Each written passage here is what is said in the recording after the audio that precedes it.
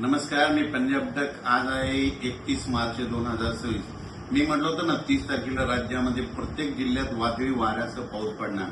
तर ठिकठिकाणी गारपीट देखील झालं, शेतकऱ्याचं अतोनात नुकसान झालं. आणि आता मग शेतकऱ्याचे परत फोन येईल की हे पाऊस कधीपर्यंत आहे.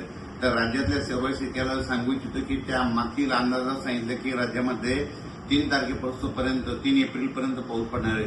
तर सांगायचं झालं तर आज 31 तारीख, 1, 2, 3, 4 एप्रिल आणि 5 एप्रिलपर्यंत राज्यामध्ये असंच अवकाळी पावसाचं सावट राहणार आहे. म्हणून हा अंदाज सर्व शेतकऱ्यांनी लक्षात घ्यायचा. मग सांगायचं झालं तर आज देखील म्हणजे आज 31 मार्चला देखील आज देखील मराठवाड्यामध्ये विदर्भामध्ये आज देखील पाऊस पडणार आहे. तिकडे उत्तर महाराष्ट्राकडे देखील असणार आहे. म्हणून हा अंदाज लक्षात घ्यायचा. त्याच्यानंतर आणखीन खरा जास्त पाऊस तुम्हाला एक सांगू इच्छितो. 2 एप्रिल आणि 3 एप्रिलच्या दरम्यान आणखीन जरा वादळी वाऱ्यासारखा गारपिटीचा पाऊस पडणार आहे. म्हणून तुम्हाला सांगू इच्छितो, नंदुरबार जिल्हा झालं, धुळे जिल्हा झालं, नाशिक जिल्हा झालं, मुंबई, ठाणे, त्याच्यानंतर इगतपुरी, नाशिक, त्याच्यानंतर अहिल्यानगर, त्याच्यानंतर जालना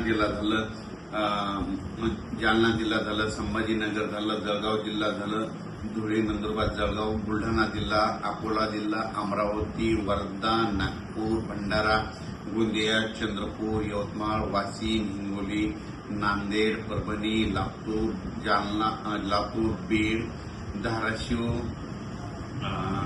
त्याच्यानंतर जालना, त्याच्यानंतर अकोला, अमरावती ह्या पट्ट्यात आणि त्याच्यानंतर इकडं साताऱ्यापासून म्हणजे कोल्हापूर, सातारा तसेच पुणे ते तसा पट्टा संगमनेर, अहिल्यानगर, जळगावपर्यंत चांगल्या स्वरूपाचा पाऊस पडणार आहे. काही ठिकाणी खूप गारपीट पाहायला भेटणार आहे.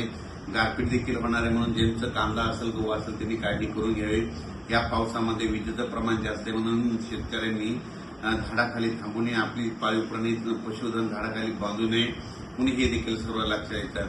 म्हणजे 4 तारखेपर्यंत 4 एप्रिलपर्यंत राज्यात असंच अवकाळीचं दररोज वेगवेगळ्या जिल्ह्यात वेगवेगळ्या विभागात पाऊस पडणार आहे. म्हणून हा अंदाज लक्षात यायचा. आणि 5 एप्रिलला फक्त नागपूरमध्ये वर्धा, भंडारा, 5 तारखेला तिकडं जाईल आणि 6 तारखेपासून राज्यातलं वातावरण कोरडं होईल. म्हणजे 6 एप्रिल नंतर राज्यात कोरडं हवामान होणार आहे. म्हणून हा अंदाज सर्व शेतकऱ्यांना लक्षात येतात. पण आणखीन 31, 1, 2, 3, 4 तारखेपर्यंत 5 दिवस पावसाळ्यासारखा पाऊस पडणार आहे. खूप ठिकाणी गारपीट होणार आहे. काही जणांना म्हणजे आतापर्यंत गारपीट ज्या भागात झाल्या तिथं देखील गारपीट पाहायला भेटणार आहे. म्हणून हे अंदाज सर्व शेतकऱ्यांना लक्षात येतात. खास करून शेतकऱ्याला सांगू इच्छितो, जे कांद्याचा पट्टा आहे म्हणजे साताऱ्यापासून ते असा बारामती, पुणे म्हणजे जवळपास 150 गाव आहेत. तर पुणे असा कोकणपट्टी, त्याच्यानंतर अहिल्यानगर, बीड जिल्हा, संभाजीनगर, इकडे नाशिक, जळगाव ह्या पट्ट्यामध्ये जरा जास्त गारपीट होणार आहे. म्हणून हा अंदाज त्या कांद्याच्या शेतकऱ्यांना लक्षात येताना आपण आपले कांदे असतात तर काढून झाकून ठेवायचे. म्हणून हे देखील त्या शेतकऱ्यांना लक्षात येतं. मराठवाड्यात देखील गारपीट होणार आहे. मराठवाड्यात देखील काय होणार आहे, परभणी जिल्ह्यात इकडे पालम तालुक्यामध्ये, इकडे नांदेड भागामध्ये होणार आहे. इकडे जिंतूरकडे वालोर जिंतूर परिसरामध्ये होणार आहे. हे देखील मराठवाड्यातल्या परभणी जिल्ह्यातल्या शेतकऱ्यांना अंदाज लक्षात येतात.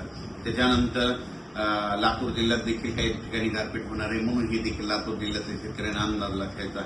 बीड जिल्ह्यात देखील कडा, आष्टी, इकडं पाथर्डी भागामध्ये, त्या भागात, पैठण ह्या परिसरात देखील काही ठिकाणी गारपीट होणार आहे. म्हणून हे अंदाज शेतकऱ्यांनी लक्षात येतात.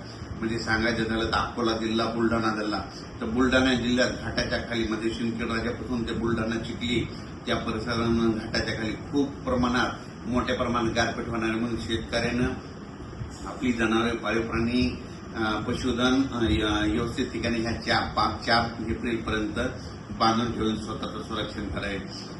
अकोला जिल्ह्यात देखील गारपीट होणार आहे. अमरावती जिल्ह्यात देखील होणार आहे. वर्धा जिल्ह्यात देखील गारपीट होणार आहे. यवतमाळकडे देखील होणार आहे. म्हणून हा अंदाज सर्व शेतकऱ्यांना लक्षात येतात. म्हणजे सांगायचं झालं तर 4 एप्रिलपर्यंत दररोज वेगवेगळ्या भागात 1 दिवस आड पाऊस पडणार आहे. म्हणून हा अंदाज लक्षात यायचा. आणि या पावसामध्ये विजेचं प्रमाण जास्त असल्यामुळे हे देखील लक्षात यायचं. अचानक जर वातावरण बदल झालं तर लगेच एक उद्या मेसेज दिला जाईल. धन्यवाद.